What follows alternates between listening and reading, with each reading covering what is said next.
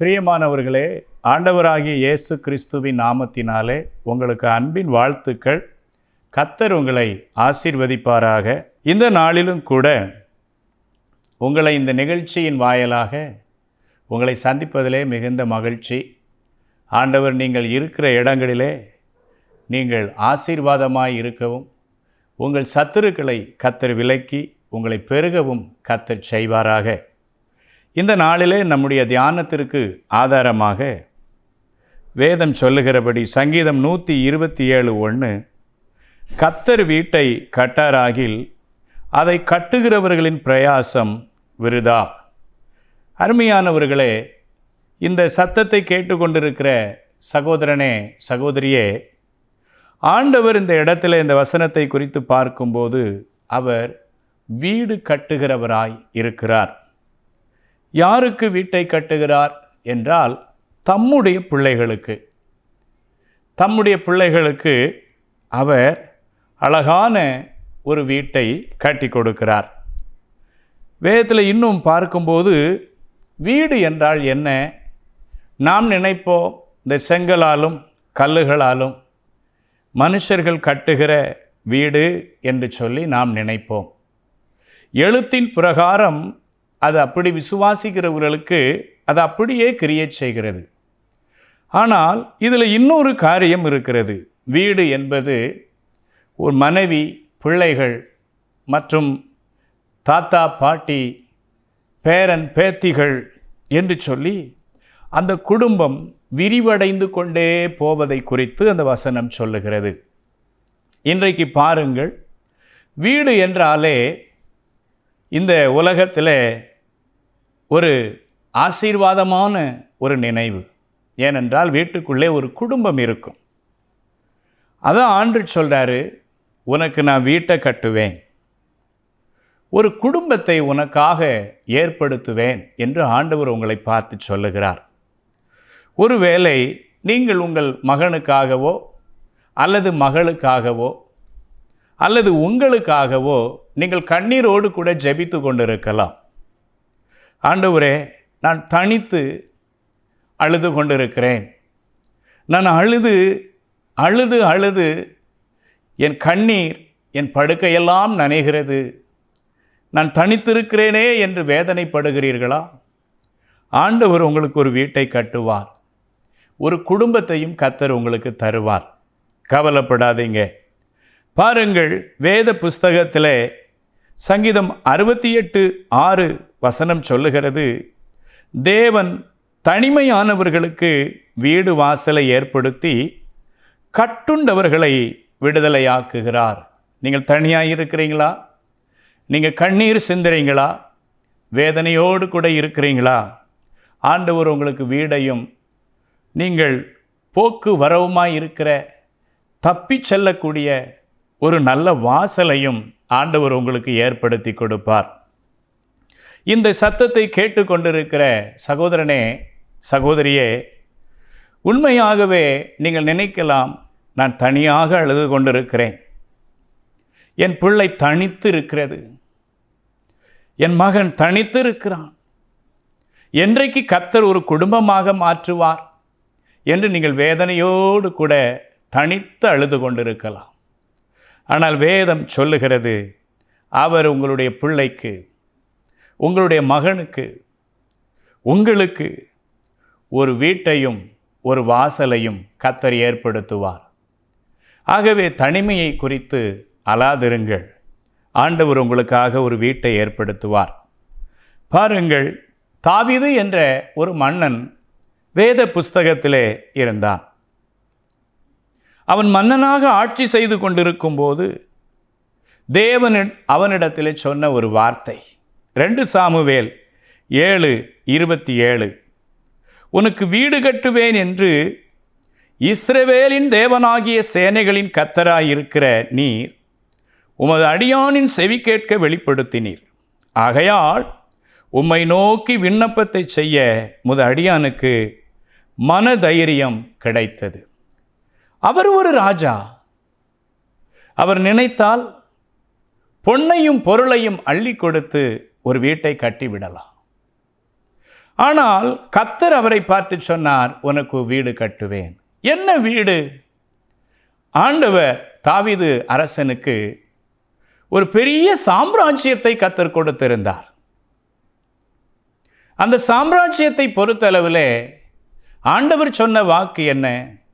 இந்த சாம்ராஜ்யத்திலே உனக்கு பிள்ளைகள் இருப்பார்கள், உன் பேர குழந்தைகள் ஆளுவார்கள், உன் ராஜ்யம் ஒளிந்து போகாது.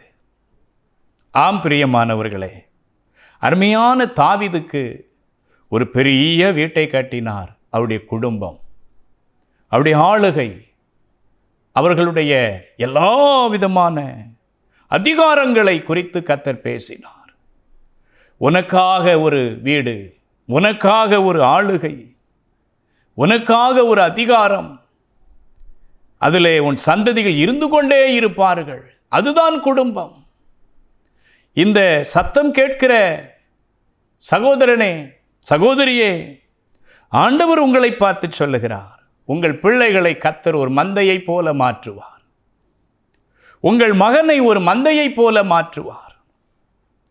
உங்கள் குடும்பத்தை ஆண்டவர் ஒரு மந்தையை போல ஆசீர்வதிப்பார். ஏனென்று சொன்னால் கர்த்தர் உங்களை பார்த்து சொல்லுகிறார், உங்களுக்காக ஒரு வீட்டை கட்டுவேன், உனக்காக ஒரு குடும்பத்தை தருவேன் என்று கர்த்தர் உங்களோடு கூட பேசுகிறார். ஆக தேவனுடைய சமூகம் ஆண்டவருடைய பிள்ளைகளுக்கு ஒரு குடும்பத்தையும் ஒரு வீட்டையும் ஆயத்தம் செய்து கொடுக்கிறது. ஆனால் எல்லோருக்கும் கர்த்தர் அப்படி செய்கிறாரா என்று சொல்லி நீங்கள் வேத புஸ்தகத்திலே பார்க்கும்போது இல்லை என்று தான் சொல்ல வேண்டும்.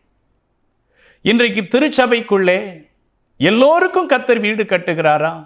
எல்லோருக்கும் ஒரு குடும்பம் கொடுக்கிறாரா? இல்லை. ஏன்? அவருடைய சித்தத்தை திருச்சபையில் இருந்து செய்கிற பிள்ளைகளுக்காக அவர் அதை செய்கிறார். ஒருவேளை நீங்கள் இயேசு கிறிஸ்துவை அறியாதிருக்கிற ஒரு வாழ்க்கைக்குள்ளே இருக்கலாம். நீங்களும் இந்த இயேசுவை தேடும்போது உங்களுக்காக ஒரு வீட்டையும் அருமையான குடும்பத்தையும் அவர் ஏற்படுத்துவார். யாருக்கெல்லாம் அவர் வீட்டை கட்டுகிறார் என்று சொன்னால் பாருங்கள், ரட்சிப்பை காத்து கொள்ளுகிற யாவருக்கும் கர்த்தர் வீட்டை கட்டுவார். ரட்சிப்பு என்றால் என்ன? ஆண்டவர் இந்த உலகத்திலே மரித்து உயிரோடு கூட எழுந்து இன்றும் ஜீவிக்கிறார் என்பதை விசுவாசித்து, நான் பரலோக ராஜ்யத்தின் பிள்ளை, அதற்காகவே நான் பணியாற்றுகிறேன், அந்த உணர்வு எப்பொழுதும் எனக்குள்ளே இருக்கிறது. என் ஆண்டவர் என் பாவத்தை மன்னித்தார், என் ஆண்டவர் இன்னும் என் அக்கிரமங்களை எல்லாம் மன்னித்து என் தேவனாயிருக்கிறார் என்று விசுவாசிப்பதே ரட்சிப்பு. இந்த ரட்சிப்பு உங்களுக்குள் இருக்கிறதா? சற்று சிந்தித்து பாருங்கள். இல்லை, நான் என்றைக்கோ ரட்சிக்கப்பட்டு விட்டேன், நான் ரட்சிக்கப்பட்டு 10 ஆண்டுகள் ஆகிறது. இல்லை சகோதரனே, சகோதரியே, ரட்சிப்பு என்பது அனுதினமும் நம்முடைய வாழ்க்கையிலே நடக்க வேண்டும். உங்கள் ரட்சிப்பை நீங்கள் காத்துக்கொள்ள வேண்டும். நித்திய ஜீவனுக்கு அடுத்த அந்த உணர்வை நீங்கள் விட்டுவிடக்கூடாது. நான் ஒரு பரலோகவாசி, இயேசு எனக்காக இரத்தம் சிந்தினார், இயேசு எனக்காக மரித்தார், அவர் மரித்து இந்த ரட்சிப்பை எனக்கு கொடுத்தார் என்ற உணர்வோடு கூட நீங்கள் வாழும்போது கர்த்தர் உங்களுக்காக ஒரு வீட்டை கட்டுவார். ஒன்று. இரண்டாவது என்ன?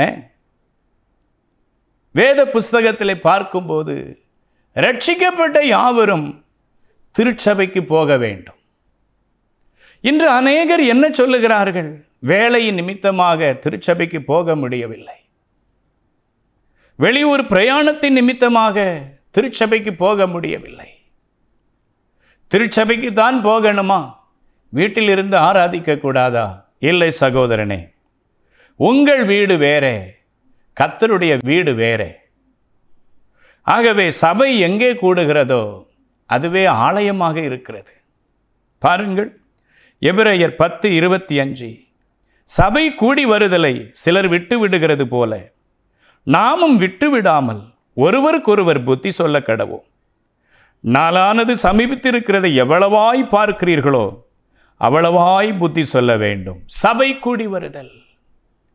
இன்றைக்கு உங்கள் வீடு கட்டப்படணுமா, உங்கள் குடும்பம் ஆசீர்வாதமாக இருக்கணுமா, திருச்சபைக்கு போங்க, அந்த திருச்சபையில் அங்கமாக இருங்க. இல்லை பிரதர், திருச்சபைக்கு போக முடியாது, எங்கள் பாஸ்டர் எனக்கு பிடிக்கல, அங்கே வருகிற எல்டர் எனக்கு பிடிக்கல, அங்கே உள்ள விசுவாசிகள் எனக்கு பிடிக்கல. இல்லை சகோதரனே, திருச்சபை என்றால் என்ன? அது ஒரு பேழை.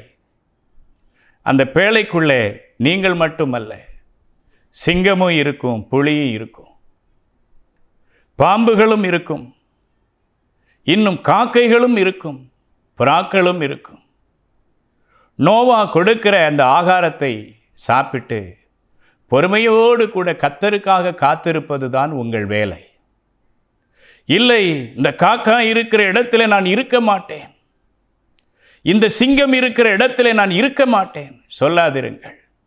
அது ஆண்டவர் உங்களுக்கு கொடுத்த அழகான பேழை. அதற்குள்ளே நீங்கள் இருந்து கொண்டால் நோவா என்கிற இயேசு கிறிஸ்து உங்களுக்கு அனுதினமும் உங்களை போஷித்து வழிநடத்துவார். சபை என்பது ஆண்டவர் இரத்தம் சிந்தி மீட்டு கொண்டது. ஆகவே சபையோடு கூட தொடர்பு வைத்து கொள்ளுங்கள். வார வாரம் குடும்பமாக சபைக்கு செல்லுங்கள். எல்லா கஷ்ட நஷ்டங்களையும் ஜெபித்து மேற்கொள்ளுங்கள். அப்பொழுது கர்த்தர் உங்களுடைய வீட்டை கட்டி உங்களை ஒரு அழகான குடும்பமாக கர்த்தர் மாற்றுவார். 2. 3வது என்ன தெரியுமா?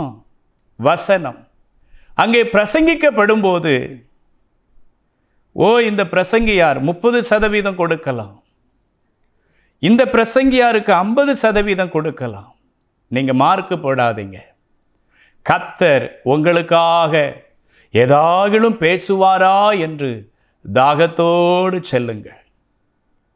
ஏனென்று சொன்னால் வசனம் தம்முடைய பிள்ளைகளுக்கானது.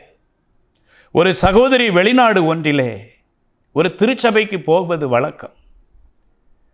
போகும்போதெல்லாம் அவருடைய போதகர் பிரசங்கித்தால் இவர்களை குத்தி குத்தி பேசுவது போல இருக்கும். சில நாட்கள் கடந்தது. அந்த சகோதரி சபைக்கு போகிறதை நிறுத்திவிட்டார். ஏன் என்று கேட்டபோது அந்த சகோதரி சொன்னது, போதகர் என்னை குறித்தே பேசுகிறார். அப்பொழுது அங்கு இருந்த ஒரு நல்ல விசுவாசி ஒரு ஆலோசனை சொன்னார்கள். நீ ஆலயத்திற்கு போகும்போது, வசனம் கேட்க போகும்போது ஜெபித்து விட்டு ஆலயத்திற்கு போ. ஆண்டவரே, இன்றைக்கு எங்களுடைய போதகர் பிரசங்கிக்கிற வசனம் எனக்கு பிரயோஜனமாக இருக்கட்டும், நீங்க அவர் மூலமா பேசி என்னுடைய ஆண்டவரே கேள்விகளுக்கு பதில் தாரும் என்று நீங்க ஜெபித்து விட்டு போங்கன்னு சொல்லி அந்த நல்ல விசுவாசி ஆலோசனை கொடுக்க, அதே போல ஜெபித்து விட்டு ஆலயத்திற்கு சென்றார். கொஞ்ச நாட்கள் பார்க்கவில்லை. மீண்டுமாக அந்த நல்ல விசுவாசி இவரை பார்க்கும்போது, என்ன சர்ச்சுக்கு போகிறீங்களா? ஆமாம் பிரதர், இப்பொழுது நான் ஆலயத்திற்கு செல்லுகிறேன். ஆண்டவர் இப்போ வார வாரம் என்னோடு கூட பேசுகிறார், வசனத்தை கொண்டு பேசுகிறார், அவர் என்னை பராமரிக்கிறார் என்று சொல்லி சொன்னார்களாம். ஆம் பிரியமானவர்களே, ஜெபித்து விட்டு சபைக்கு செல்லுங்கள். கர்த்தர் வசனத்தோடு கூட பேசுவார், உங்களை பராமரிப்பார். இன்று அநேகர் ரட்சிப்பை காத்து கொள்ளுகிறதில்லை. ஆகவே வீடு கட்டப்படவில்லை. அநேக திருச்சபைக்கு ஒழுங்காய் போவதில்லை. ஆகவே அழகான குடும்பம் இன்னும் உருவாகவில்லை. அநேகர் வசனத்தை கேட்டு பல நாட்களாகிவிட்டது திருச்சபையிலே. ஆகவே குடும்பம் கட்டப்படுவது இன்றும் தடைப்பட்டு கிடக்கிறது. இதை கேட்டுக்கொண்டிருக்கிற சகோதரனே, சகோதரியே, நீங்கள் இந்த காரியத்தை ஒழுங்கு பண்ணுங்கள். ஆண்டவர் உங்கள் வீட்டை கட்டி ஒரு அழகான குடும்பத்தை கர்த்தர் உங்களுக்கு தருவார். நீங்களும் இந்த பூமியிலே ஆண்டவர் வைத்திருக்கிற ஆசீர்வாதத்தை சுதந்தரித்து கொள்ளலாம். கடைசியாக உங்கள் சிந்தனைக்கு ஒரு காரியத்தை சொல்லுகிறேன். கர்த்தரிடத்திலே அதிகமாய் அன்பு கூறுங்கள். ஏன் அதிகமாய் அன்பு கூற வேண்டும்? இன்றைக்கு திருச்சபையில் போகிற அநேகர் இரட்சிப்பை காத்துக்கொள்வதில்லை. அநேகர் ஒழுங்காக திருச்சபைக்கு போகிறதில்லை. அநேகர் வசனம் கேட்டு பல நாட்கள் ஆகிவிட்டது. ஆனால் என்ன இதனால்?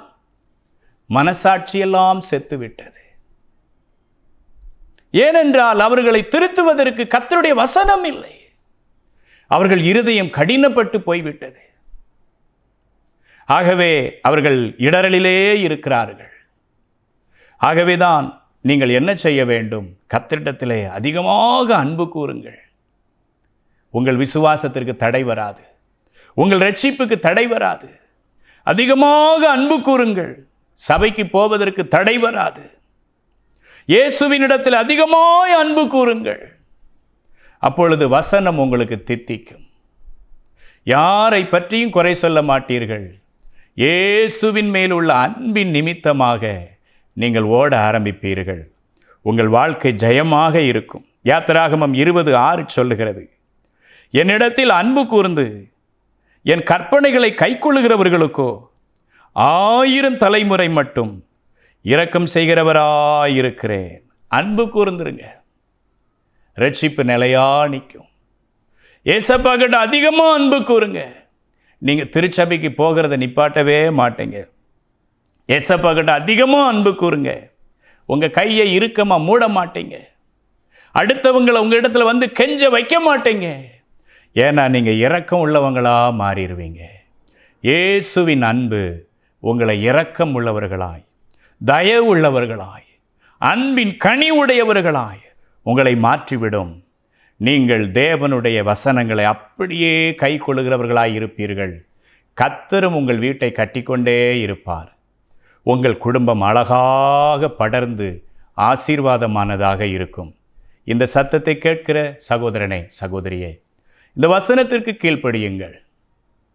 ஆண்டவர் உங்களிடத்தில் எதை எதிர்பார்க்கிறாரோ அதை அவருக்கு கொடுங்கள். அப்பொழுது இப்பொழுது சொல்லப்பட்ட எல்லா ஆசீர்வாதங்களையும் தந்து கர்த்தர் உங்களை நடத்துவார். நான் உங்களுக்காக ஜெபிக்கிறேன். என்னோடு கூட சேர்ந்து ஜெபியுங்கள். பரலோகத்தில் இருக்கிற அன்பு தகப்பனே, அருமையான இந்த செய்தி வேளைக்காக ஸ்தோத்திரம். இந்த வசனத்திற்கு செவி கொடுத்த சகோதரிக்காக ஜெபிக்கிறேன், சகோதரனுக்காக ஜெபிக்கிறேன். அவங்க வீடு கட்டப்படட்டும். அவங்களுக்கு ஒரு குடும்பத்தை ஆயத்தப்படுத்தி கொடுங்க. அவங்கள் கண்ணீர், வேதனை, பாடுகள் எல்லாம் மறைந்து போகட்டும் அப்பா. கேட்ட சத்தியத்திலே அவங்க நிலை நிற்கக்கூடிய கிருபைகளை தாங்க. இவ்வளவு நேரமாக உங்க பிள்ளைகளுடைய மனதை ஒருமுகப்படுத்தினதற்காக நன்றி. அவர்களோடு, அவருடைய பிள்ளைகளோடு, குடும்பத்தோடு கர்த்தர் இருப்பீராக. சகோதரனுடைய வீட்டை கட்டுங்க. அவருடைய அழகான குடும்பத்தை ஆசீர்வதிங்க. அவருடைய தனிமையை மாற்றுங்க. உங்க கரத்தில் தாழ்த்துகிறோம். ஆண்டவராகிய இயேசுவின் நாமத்தில் ஜெபிக்கிறோம் எங்கள் நல்ல பிதாவே. ஆமென்.